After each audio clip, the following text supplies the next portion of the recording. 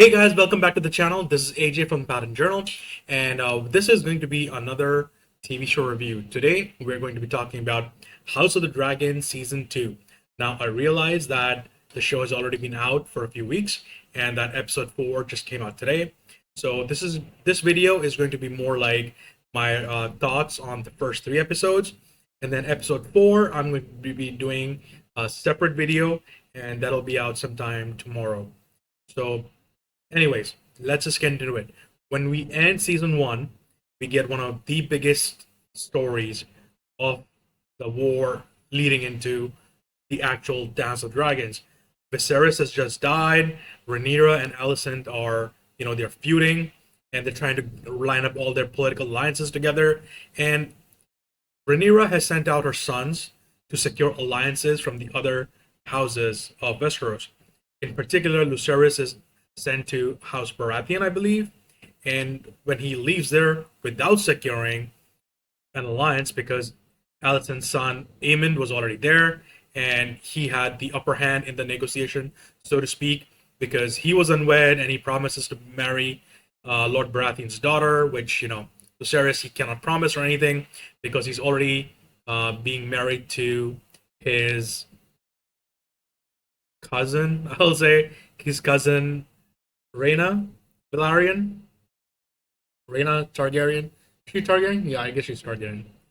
So, that's kind of like a situation. If you reference back to Game of Thrones, Robb Stark promised to marry the daughter of Lord Tully of Riverrun, but then he fell in love, and he had to break his promise.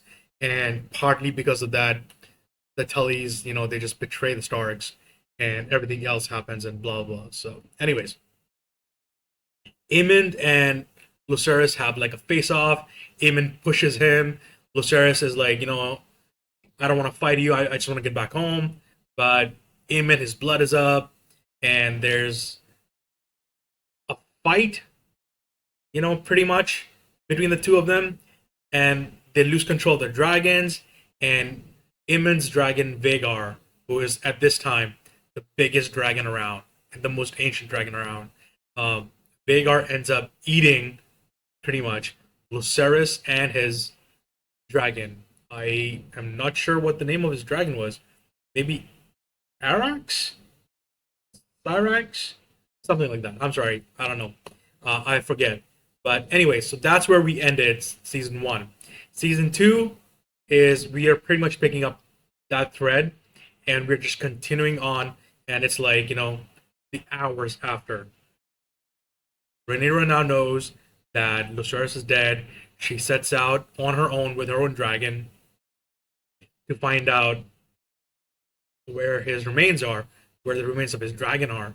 And in the midst of all of that, Aemond is back at King's Landing. He tells his family what happened, and there's all this stuff going on around.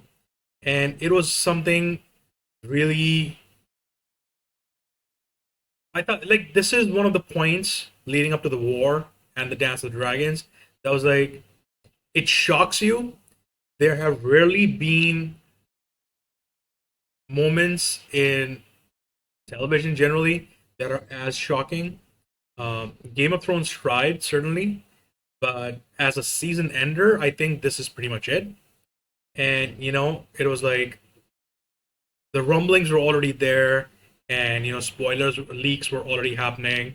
The people who are familiar with the book, they were already like, spreading stuff around. So people kind of knew what was going to happen, and but that still doesn't prepare you for the moment itself. I think it was shot beautifully, and you're, even though you know what's going to happen, you're right there in the action. You're right there in the moment of it. You feel all the tension and the thrill, and then you feel this sense of loss. And now it's not just you, like, you as a viewer, you've had like 2 years to process this, but our characters, they've had mere hours, maybe a day or two, to process all of this, and we are right there with them. And I thought that season 2, episode 1, I'm sorry, Episode 1 started off really great, and we carry a lot of these threads further into the episode and into the season.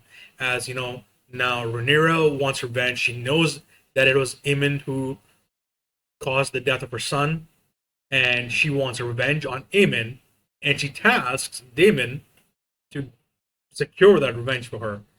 But then the way that Daemon tries to do that, his heart is in the right place. His instructions are more or less in the right place, but he's not explicit enough, and he is just like he's loosey goosey with his instructions. We'll just say that. And the people he sends to exact their revenge, they're kind of dumb, and they really can't think too much. And there's this whole thing that happens with they cannot find Aemon in the Red Keep, so they kill the king Aegon's son. Aegon being the son of Alicent and the king to the Iron Throne, and it's such a mess.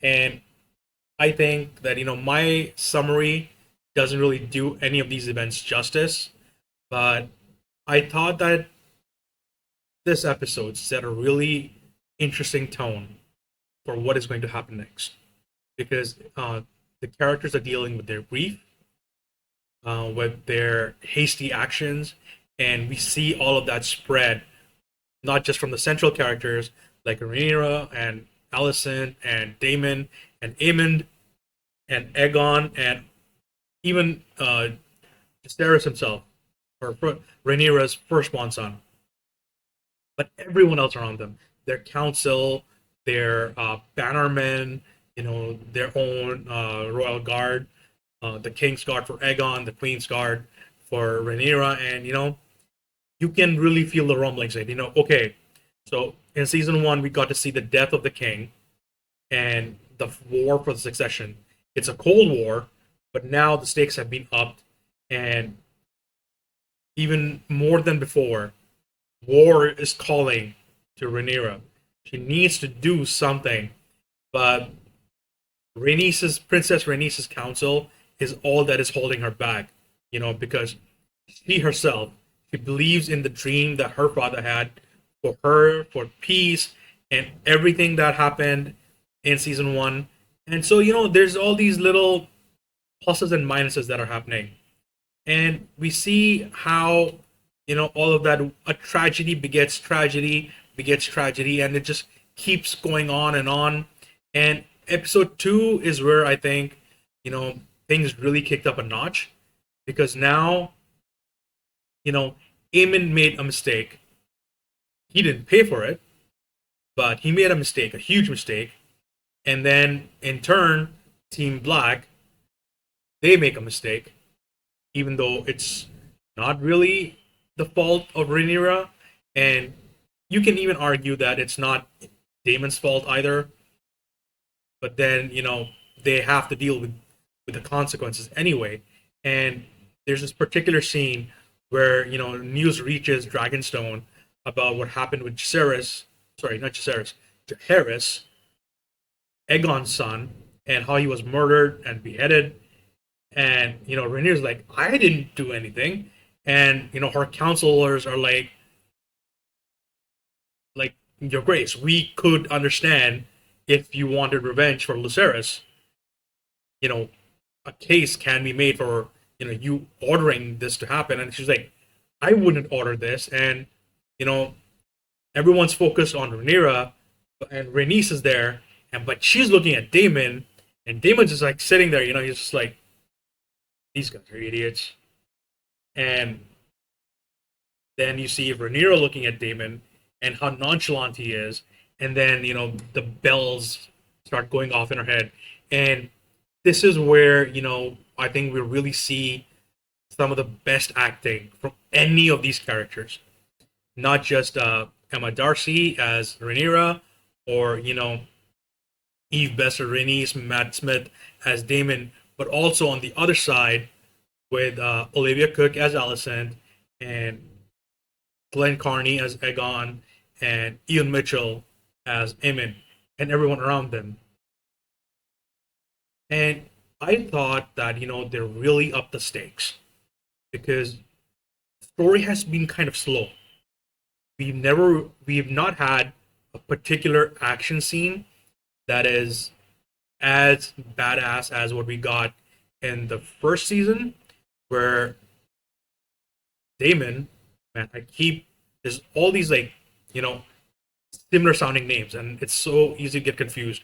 And as someone who's really just into the shows and not the books, it it takes a moment to think of the right name.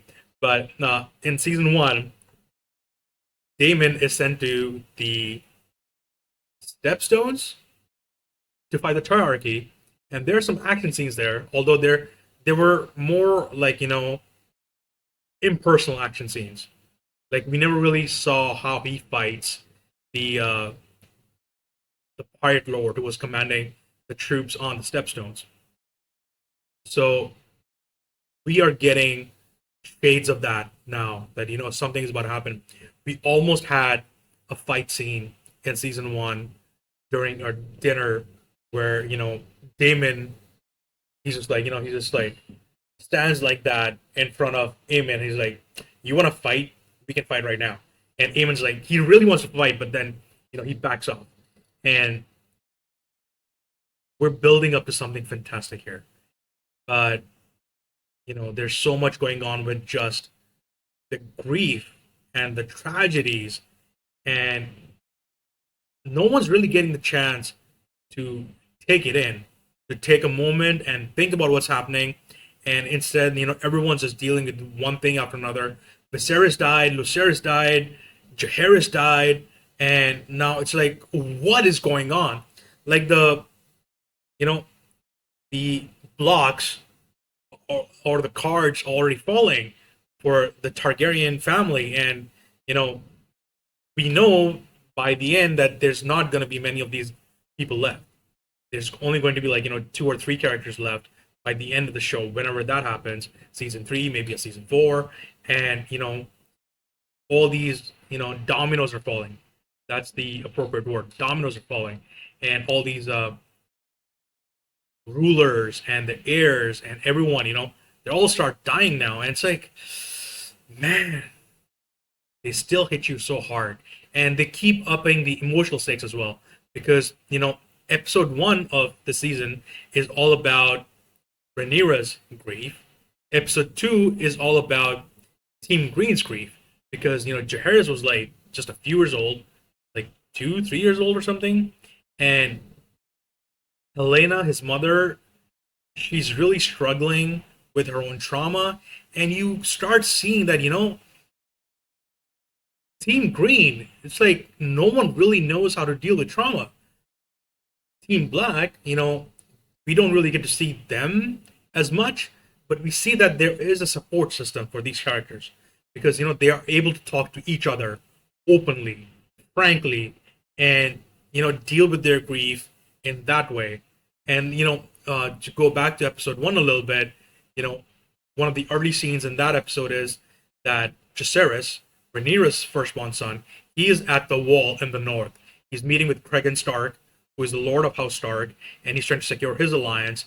And when he gets news that Lucerys has died, he flies back, and the meeting between mother and son, and it's like Jaehaerys he's so stiff, and he's trying to control his emotion, and then Rhaenyra doesn't say anything. She just takes him in a hug, and it's like, that's what television is all about.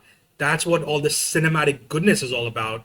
And it's such a contrast when you see with Team Green in episode two and even in episode three, they just don't know how to deal with that grief, because there is no support system for any of them. And Aegon is sulking on his own.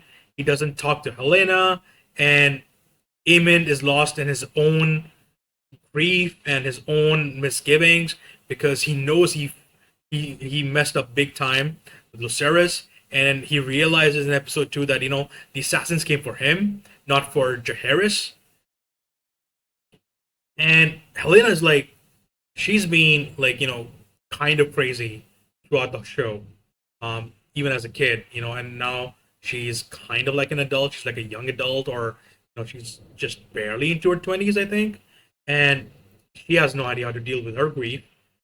She maybe has that vision of Jaharis dying, but you see that she's someone who is actually seriously emotionally stunted, and she's like disassociated from the world around her, and she needs she needs a rock, she needs an anchor for her grief, but there is nobody around because Aegon is off doing his own thing. He doesn't talk to her.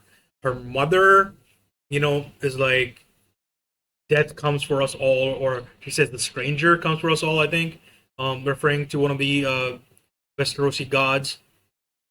But there's like no actual personal moment between the two of them where they connect, and but still, all the actors involved are so good, even better than season one.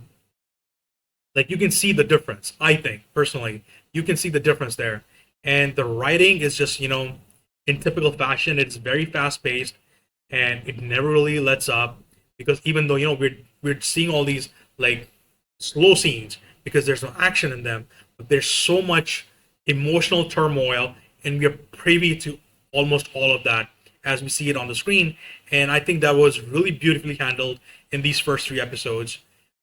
And there's this moment in episode two where Sir Kristen Cole, who is responsible for the safety of the entire royal family because he's the Lord Commander of the King's Guard at the moment. But episode one, at the end, we see that while assassins were roaming the Red Keep, he was having sex with Alicent, and he was shirking his duty in so many ways. And in episode two, he's just trying to lay blame on everyone else instead of himself. Now, the actor, I believe his name is Fabian. Um, the actor is fantastic, but the character, man, is so frustrating of a character because he doesn't realize his own hypocrisy, he doesn't realize his own shortcomings, and he blames everyone around him for his own problems.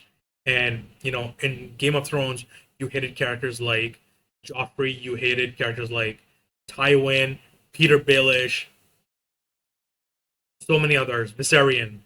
We hate so many of them, but in House of the Dragon, it's like Kristen Cole.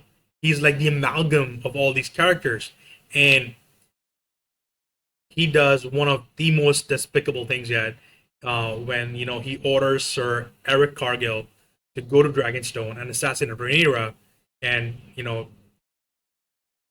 and Eric is like, "Why am I going? Why am I going alone? And where the hell were you while assassins were roaming the Red Keep? I was with the king. Where the hell were you? You were missing. You weren't at your post. And why didn't Helena have a sworn protector of her own from the Kingsguard?" And Cole has no answer. He just basically pulls rank and he bullies Eric into following his order. And it's like, that was another tragedy, in episode two. Because Eric, he does end up going to Dragonstone. He tries to impersonate his own twin brother, Eric, who's serving Rhaenyra as her Queen's Guard. And the fight between the twins, I am told that in the books it's a bit longer and the context a little different in terms of where the fight takes place and how it happens. But in the show, it is something very visceral. It's right in your face. And the ending of that duel is just like, when Eric assaults Rhaenyra and, Eric comes back, it's like, man, it's like, House of the Dragons is like all that was best about Game of Thrones in the first like four seasons, all of that distilled into just these like episodes. 10 episodes last season, 3 episodes this season, and you see all of that good stuff happening, and there's all this rising horror, about the cost that this Cold War is taking on both the families and by extension on the entire realm. And episode three, things go up a notch. Sorry, go up several notches. And you see that, even more.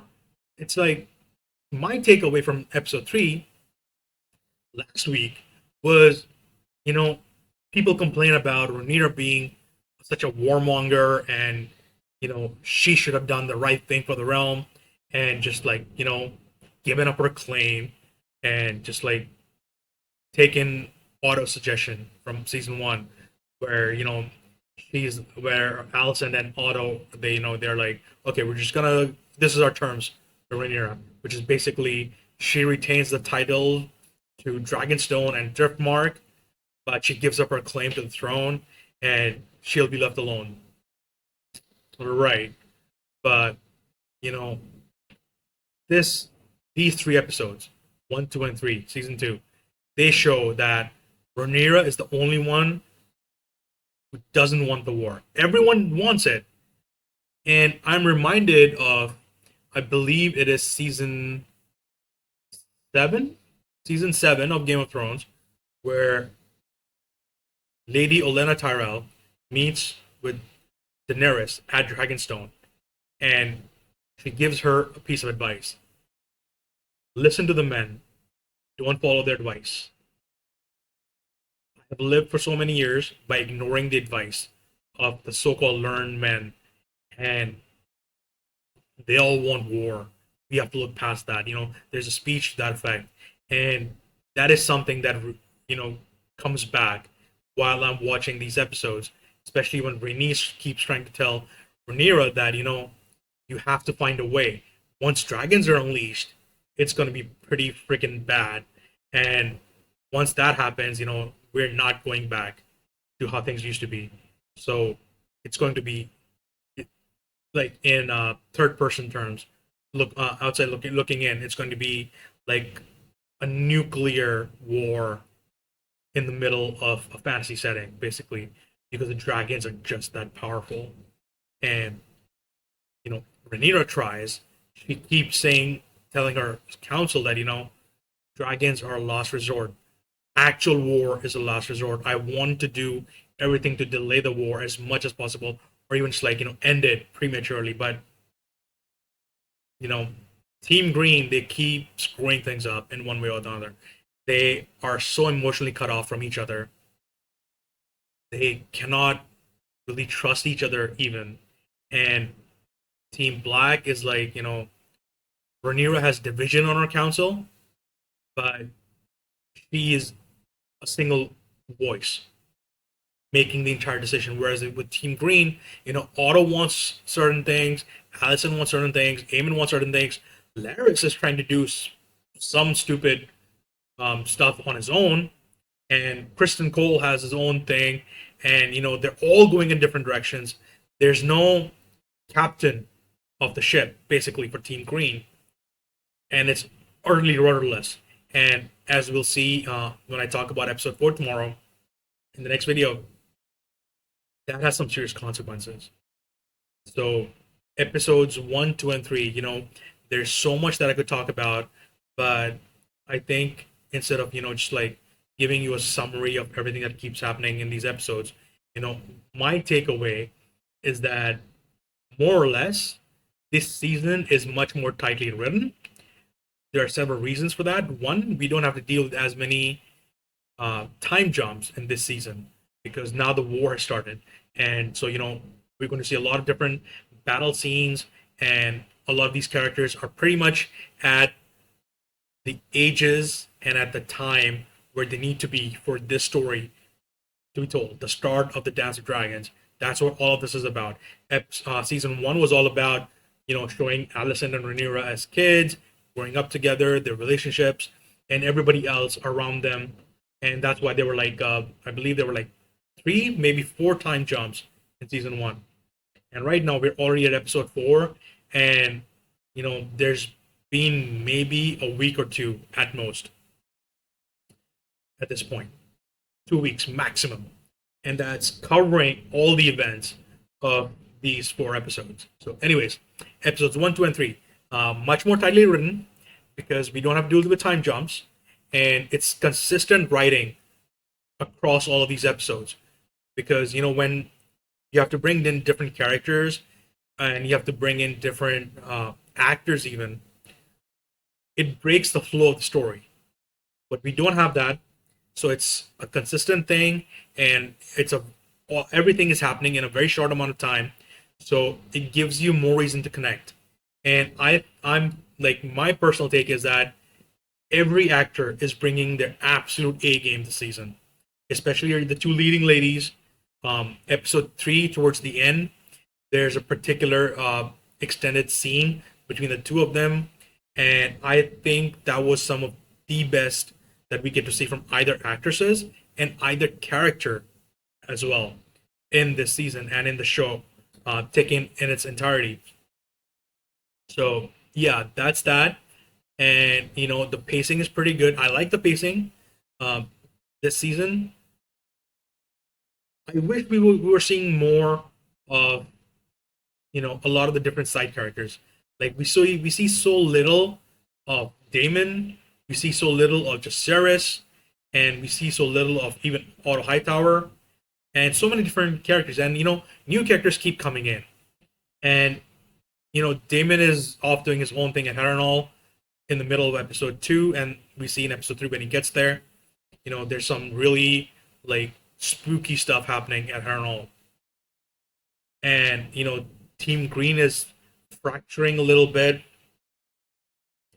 because there's no one with a strong will who can really bring everybody together, and there's too many competing voices. Otto could have served in that regard, but as you see in episode 3, Aegon, who's just a jumped up stupid idiot, he basically tells his grandfather, "I want you out of here. You're not going to be my hand anymore. I'm going to make Kristen Cole hand." And I was like, "Kristen Cole, you're a stupid freaking idiot." So Rhys Evans, man, he's such a gem of an actor. All these are, but I think this was like, I really hope we get to see more of him in the back half of the season, but not holding my breath. He's probably replaced by his son Gawain, and Allison is already there anyway. So a lot of that happening. So better cinematography as well. There's some really really cool scenes, extended scenes that are told from the perspective of the different characters, and some of the really great wide shots. Episode 1 and episode 2, episode 3, all of them are really so good, and it's like they just leave you wanting more. If there's one thing that HBO has not stinted on at all, is the production budget on these shows. They they have been some of the most expensive shows in the last 15 years, and you can see all of that on the screen. There's so much happening, and of course, there's so many dragons in this show right from the get go, and we are building up to an actual fight between dragons, which is something we've not seen at all, really, in either Game of Thrones or even season 1 of the show. Because the fight that happens between uh, Lucerys and Aemon's dragons in episode 10 of season 1, that was something very brief, and it wasn't really a fight as it was a skirmish. An actual fight between dragons, it's still pending, and episode 4 delivered on that explosively. So we'll be talking about more on that in that video. But anyways, yeah, suffice to say here, absolutely brilliant stuff. I've been hooked on since day one, and I see this season as being overall much better than season 1, because I already said better story, better written story, better cinematography as well, and much more of an emotional development for a lot of the key characters involved. And now all that exposition, episode 3 is where I feel that all the exposition is done. And it's not just because episode 4 is where we're getting our first large scale battle scene and the first dragon fight, but also because of how it ends with the dialogue between Rhaenyra and Alicent in the Sept of Baelor, and that is like what pretty much convinces Rhaenyra. Okay, I've tried to prevent this war from happening. Now I know there's no preventing it. And episode 4, we see the consequences of that decision, which is a decision she reaches kicking and screaming because she has so many more concerns than just a realm divided by this conflict between the Targaryens, and it's going to cost so much. So overall, really solid first 3 episodes, and episode 4, as I can tell, I've already seen it. Episode 4 was also fantastic, so that's a spoiler for that, I suppose. But yep, that's me.